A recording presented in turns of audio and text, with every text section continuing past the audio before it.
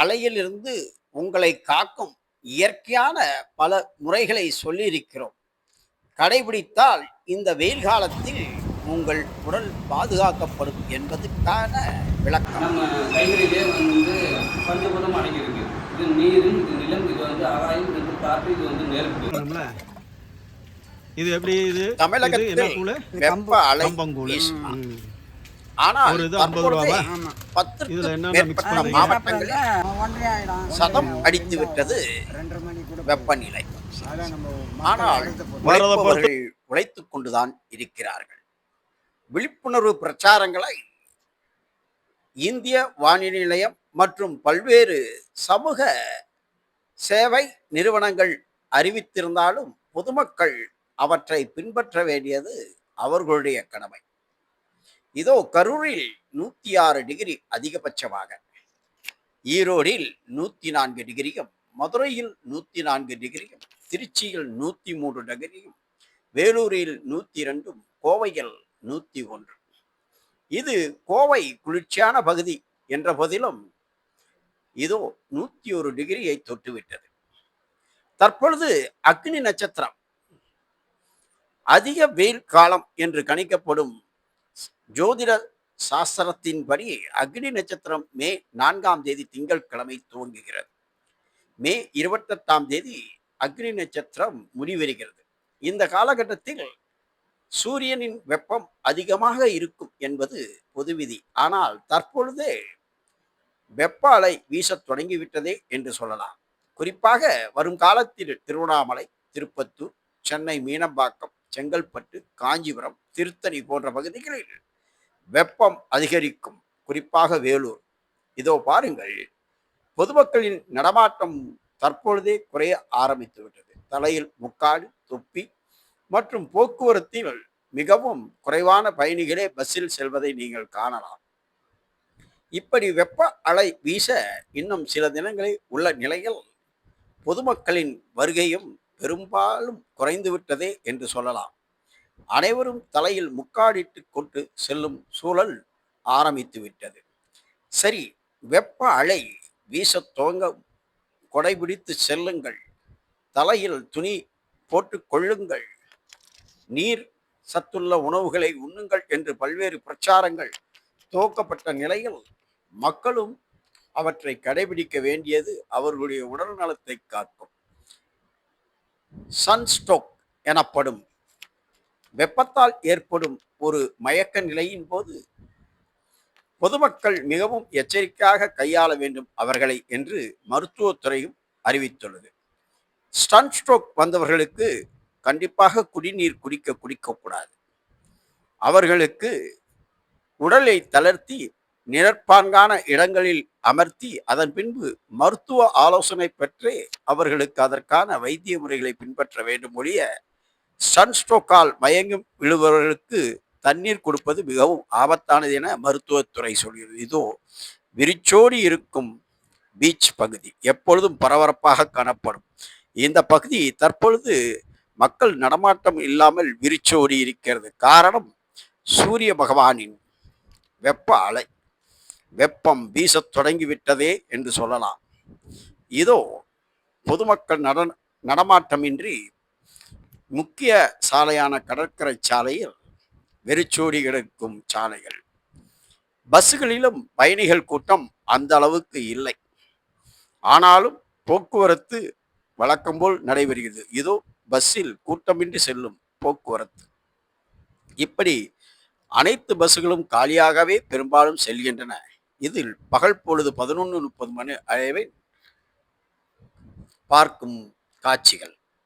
பொதுமக்களும் பெரும்பாலும் போக்குவரத்தை வெளியே செல்வதை தவிர்க்கும் நிலையில்தான் உள்ளார்கள். ஆனால் அரசும் காலை 11 மணி முதல் 3 மணி வரை வெயில் காலத்தில் செல்வதை தவிர்க்கும்படியும், முதியவர்கள், கர்ப்பிணி பெண்கள், உடல் நலம் இல்லாதவர்கள் செல்ல வேண்டாம் என்று கூறுகிறது. என்றாலும் குளிர்ந்த பானங்களை அருந்துவதையும், அதுவும் சர்க்கரை, இனிப்பு போன்றவற்றை சேர்ந்த தயாரிப்புள்ள பானங்களை தவிர்ப்பது உடல் நலத்தை பாதுகாக்கும் என்று கூறுகிறார்கள். அடிக்கடி தண்ணீர் குடியுங்கள் என்றும் மக்களுக்கு பல்வேறு செய்திகள் வருடந்தோறும் இந்த வெப்ப அலை காலத்தில் அதிக வெப்ப சூழலில் தவிர்க்க வேண்டியது குளிர்பானங்கள் என்று அறிவுறுத்தும். ஆனால் கடும் வெயிலில் சென்றுவிட்டு ஜில்லென்று குடிக்க வேண்டும் என்ற மனநிலை ஏற்படத்தான் செய்கிறது. அதை தவிர்ப்பது உங்களுக்கு பெரும் ஆபத்தை காக்கும். இதோ பாருங்கள், சுகாதாரமாக உடலுக்கு குளுக்கோஸை தரக்கூடிய கரும்பு ஜூஸ்கள் விற்கப்படுகின்றன. ஆனால் இவற்றில் ஐஸ் போட்டு சாப்பிடக்கூடாது, நேரடியாக சாப்பிடலாம். இதனால் உடலுக்கு தேவையான குளுக்கோஸ் சத்துகள் கிடைக்கும். இப்படி உடலுக்கு பாதுகாப்பான பானங்களை சாப்பிடுவது உங்களுக்கு பெரும் நன்மையை தரும். இதேபோல் கடைகளில் பழங்கள், நீர் சத்துள்ள பழங்கள் நிறைய விற்பனை செய்யப்படுகின்றன. தர்பூசணி, இதோ பாருங்கள், கிர்னி பழங்கள், இப்படி ஏகப்பட்ட பழங்கள் இந்த சீசனில் வெயில் காலத்தில் நம்மளை காப்பதற்காகவே இந்த பழங்கள் விளைக செய்யப்படுகின்றன. இதுபோன்று அந்தந்த சீசனுக்குரிய பழங்களை உண்பது உங்களுக்கு பெரும் பாதுகாப்பு. வெள்ளரிக்காய் போன்ற காய்கறிகள் நீர் சத்தை உடம்புக்கு அதிக தரும், விட்டமின் சத்துக்களையும் உங்களுக்கு தரும், உடலை, சருமத்தை வெயிலில் இருந்து பாதுகாக்கும் என்பது விதி. இதோ பாருங்கள், அத்திப்பழம், மாம்பழம், பேரிக்காய், இப்படி ஏகப்பட்ட நீர் சத்துள்ள பழங்கள், சுவையாகவும் ருசியாகவும் இருக்கும் பழங்கள், ஆப்பிள், ஆரஞ்சு போன்ற பழங்களை நீங்கள் இந்த வெயில் காலத்தில் அதிகப்படியாக உண்பது உங்களுக்கு பாதுகாப்பாக இருக்கும். இதை தவிர்த்து குளிர்பானங்கள், செயற்கை பானங்களை சாப்பிட்டால் உங்கள் உடல் நலம் பாதிக்கப்படும். அதுவும் வெப்ப அலை வீசும் இந்த காலகட்டத்தில் நீங்கள் பழங்களை அதிக அளவு எடுத்துக்கொள்வது உடலுக்கு மிகவும் நல்லது என்று மருத்துவர்கள் அறிவிக்கிறார்கள். இதோ தர்பூசணி, எவ்வளவு பழங்கள் விற்கின்றன. தினசரி ஒரு பழம் சாப்பிடலாம். குடும்பத்திற்கே சேர்த்து வாங்கினாலும் 100 ரூபாய் தாண்டாது. இப்படி பல வகைகள் மார்க்கெட்டில் விற்க ஆரம்பித்து விட்டன. வெயில் காலத்தில் இவற்றை பயன்படுத்துங்கள். இது தவிர்த்து பல்வேறு ஆலோசனைகளும் வழங்கப்படுகின்றன. இதோ பார்ப்போம். வெயில் காலத்தில் காரசாரமான உணவுகளை தவிர்த்து இது போன்ற சிறுதானியங்களில் தயாரிக்கப்பட்ட கம்பங்கூழ், கேப்பைக்கூழ் போன்றவற்றை உண்ணலாம். இதோ இவர் கூறுவதை கேளுங்கள். இது பிரண்டை தொக்கா? ஓ, இது வந்து எலும்புகளுக்கெல்லாம் ரொம்ப நல்லது. பிரண்டை வைத்திய ரீதியாகவும் நல்லது, இந்த வெயில் காலத்துக்கு நல்லது. அது சொல்லுங்க, நீங்களே சொல்லுங்க, இது என்ன தொக்கு? இது தக்காளி தொக்கு. தக்காளி தொக்கு. ஓ, காரம் வேணாம் அப்படின்றவங்களுக்கு தக்காளி. இல்லை, இது லேசாக போடுவேன், காரம் நல்லா டேஸ்ட்டாக இருக்கும். டேஸ்ட்டாக இருக்கும். ஓகே. அது இது மாங்காய். மாங்காய் ஊறுகாய், வழக்கமான ஊறுகாய். மிளகா, இது மிளகா இருக்கு, மோர் மிளகா. ஆமாம், அது ஒரு அதை காட்டுங்க, மோர் மிளகாவை. நிறைய பேர் இதெல்லாம் மறந்துட்டாங்க உண்மையை சொன்னால். மோர் மிளகா.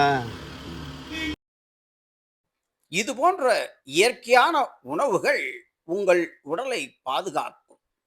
இது இயற்கையாகவே கிடைக்கும் உணவுகள் என்பதால் உடல் பாதுகாப்புக்கு மிகவும் அவசியம் என்பதை உணர வேண்டும்.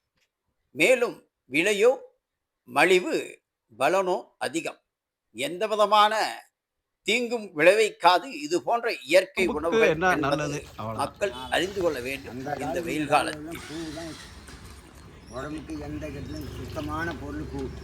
அதைத்தான் சொல்லுங்க. ஆதி காலத்தில் இருந்த கூவி தான் ஆதி காலத்து பொருள். மக்களுக்கு எதை சாப்பிட்டாலும் உணவு சாப்பிட்டாக்கா நோய் நொடி வர்றது எதுனாக்கா மற்ற பொருளுங்கள் இந்த கூவில் வந்து வரவே வராது. எக்ஸாம்பிள் உடம்புக்கு வந்து தென்ட்டு நம்பி யார் வேணாலும் குடிக்கலாம். சின்ன ஒரு 1.5 வயசு 15. இதில் எண்ணெய் இல்லை, மசாலா கிடையாது, ஒன்றுமே என்ன கலந்துருக்கீங்க? கம்பங்கூழ் கிடையாது, இல்லை, மோர் கலந்து கொடுப்போம். அதுதான் உடல்நிலைக்கு இந்த வெயிலுக்கு சிறந்த மருந்து. பூ வந்து கேட்டாங்கன்னாக்கா வெயில் காலத்தில் ஆயில் பாத் போன்ற குளியல்களை எடுப்பது மிக சிறந்த பலனை தரும். என் நேம் பிரகாஷ். இந்த கோடை காலத்தில் வெயில் அதிகமாக இருக்கிறதால நம்ம உடல் உஷ்ணத்தை வந்து குறைக்கிறதுக்கு நம்ம வெளியிலேருந்து வந்த உடனே சில்லுன்னு தண்ணி குடிக்கிறோம், இல்லைனா வந்து கூல் ட்ரிங்க்ஸ் குடிக்கிறோம். இதெல்லாம் அவாய்ட் பண்ணிவிட்டு சாதாரண தண்ணியை ஒரு 10 நிமிஷம் கழிச்சு குடிங்க.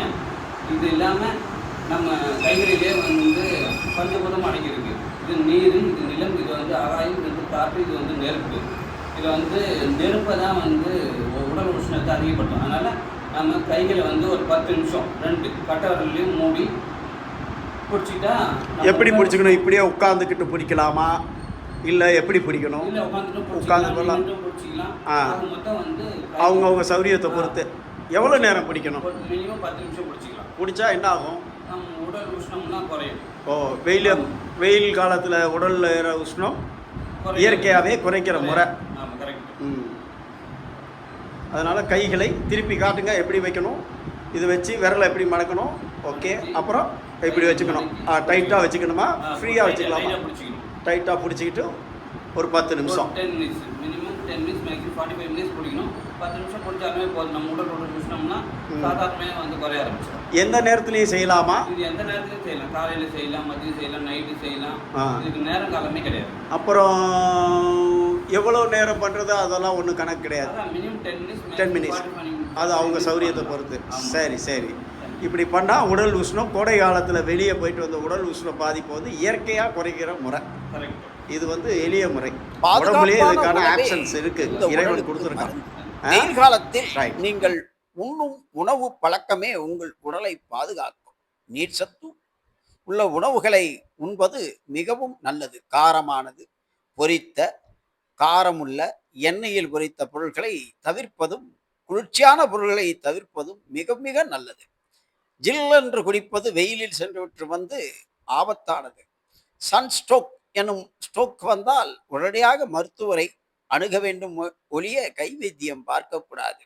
எனவே வெயில் காலத்தில் உங்களுக்கான உணவு அந்தந்த சீசனில் இறைவனே படைத்திருக்கிறார். தர்பூசணி, வெள்ளரிக்காய், இப்படி உணவு வகைகள் உங்கள் உடல்நலத்தை பாதுகாக்கும்.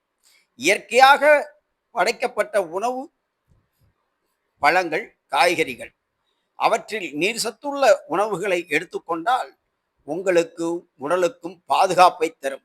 வெயில் காலத்தை வெல்ல இதற்கு மேல் எந்த ஆயுதம் வேண்டும்?